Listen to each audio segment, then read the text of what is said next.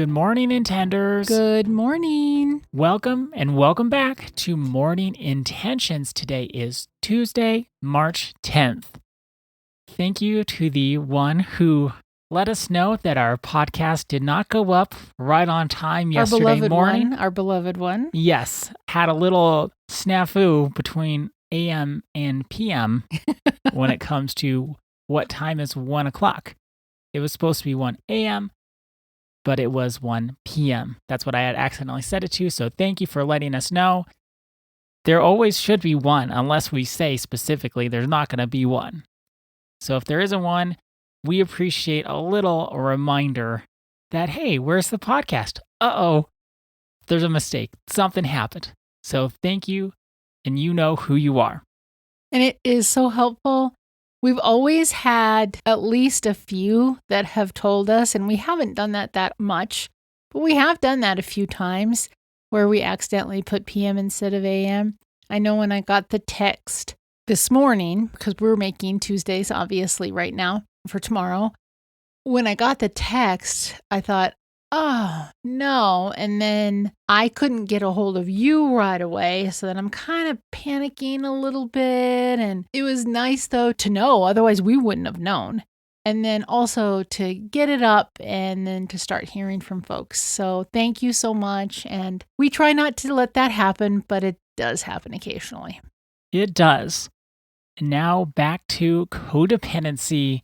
Annette, what is another question when it comes to unhealthy helping? I know we wanted to continue on with those today. Well, I got my unhealthy helping book out after yesterday's podcast.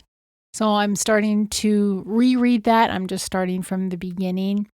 There is a whole book about unhealthy helping. And as I was starting to read, I thought, this is something that I really need to know in my life. So the book that she recommends, Unhealthy Helping by Sean Megan Byrne, is a helpful resource if you find yourself relating to a lot of what we're talking about. Now, I really wanted to take our time through this list, and she has many lists throughout the book, and we're not going to do this for all of them, but I really wanted to take our time with this book because this is how we see our blind spots. And this is a great blind spot opener list. And I know how my experience has been working with clients. It's how it's been when we don't know our blind spots. And then That's why they're called blind spots. But once we do, we say, this is me. This is my experience. We can't see our blind spots, but then it seems that once they're no longer blind spots, they're just spots. We almost can't unsee them. And we also have probably felt them or noticed them in some way, but we haven't given them the attention. It's almost like when we learn about our blind spots, we're giving ourselves permission to say, no, this doesn't work for me. Where before we just kind of went on. That's that compulsion. That's to just keep going. Okay, so the second question on this list, on page 41, if you're following along, you don't have to have the book though. Do I spend a lot of time worrying about someone else's problems? Guilty as charged. Now, well, what do you mean? Well, I want to hear a more clear explanation because when I read this question, I can say, if it's someone I love and care about, I do spend time worrying about their problems in order to help them. I don't think it's too much. I don't think it's quote unquote codependent. So yesterday, you let me know that when it comes to, am I helping because I want to, or do I feel obligated?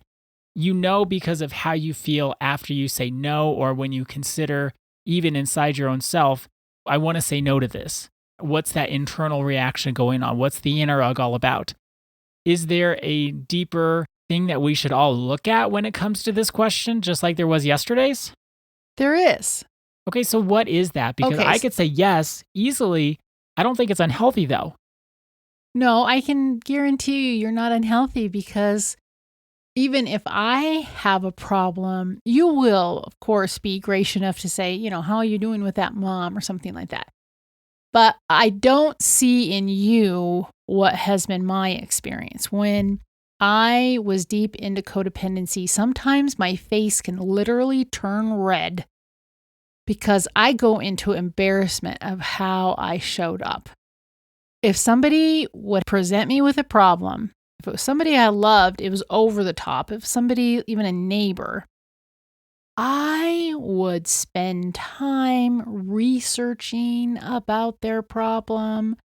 I would make calls to see if I could get someone to help them with their problem. I would lose sleep over their problem. It was out of control.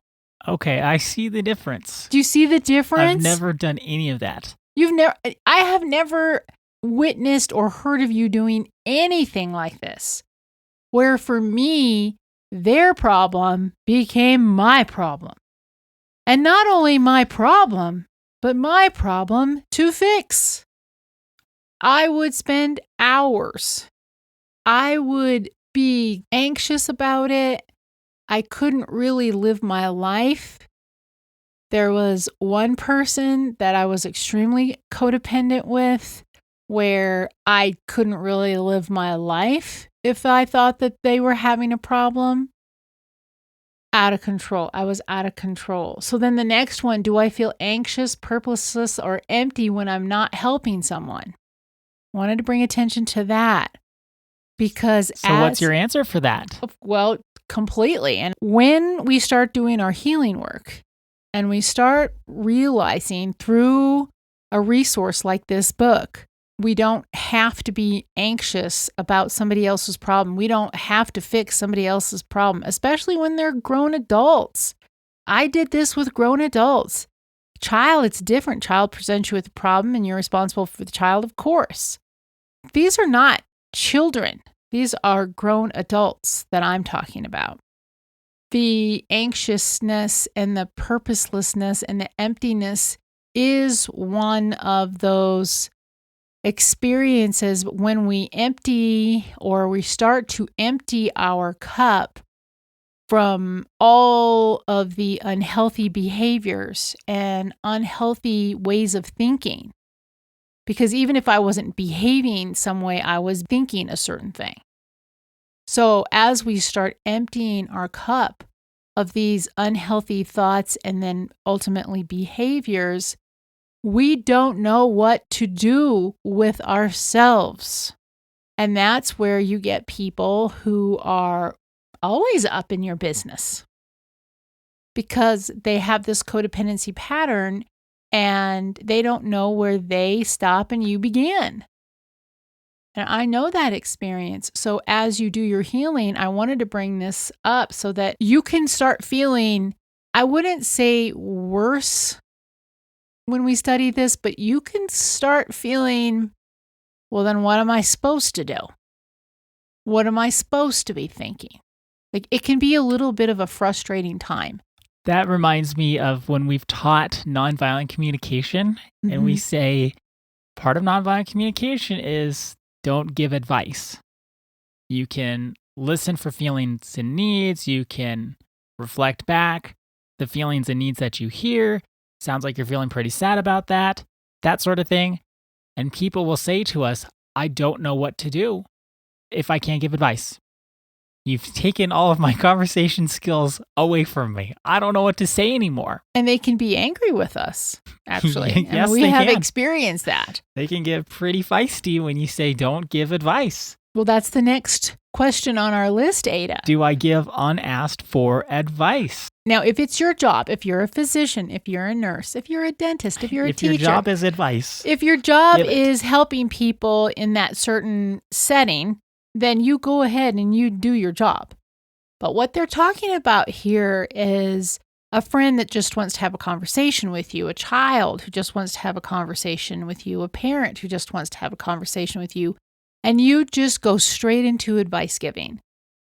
Watch yourself. Do I go straight into advice giving? You might notice that don't have much to say if you're not giving advice. So that's where that is a mark of codependency, auto advice giving. There will be times of feeling extremely uncomfortable when you're not giving advice if you're an auto advice giver, but please wait for the other side, because the day will come when you can kind of chuckle to yourself and you can say, I'd be giving advice right now, but I don't have to. And I can just sit and enjoy this person. I can just have a conversation, listen for feelings and needs, be there, be supportive, but share authentically myself. I don't have to have the pressure of giving advice. And that's the day that all this is looking forward to, because it's a beautiful day. And it's a day some of us have never had until we do this work. For our intention today, we'll have our reflection questions because we would like us all to reflect on these questions. Don't just listen to us talk and say that was interesting or whatever you want to say. Reflect on these and ask yourselves these questions. Do I spend a lot of time worrying about someone else's problems? Do I feel anxious, purposeless, or empty when I'm not helping someone? And our final question, do I give unasked for advice?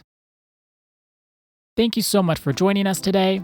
Our day is better because you are part of our day. See you tomorrow. See you then.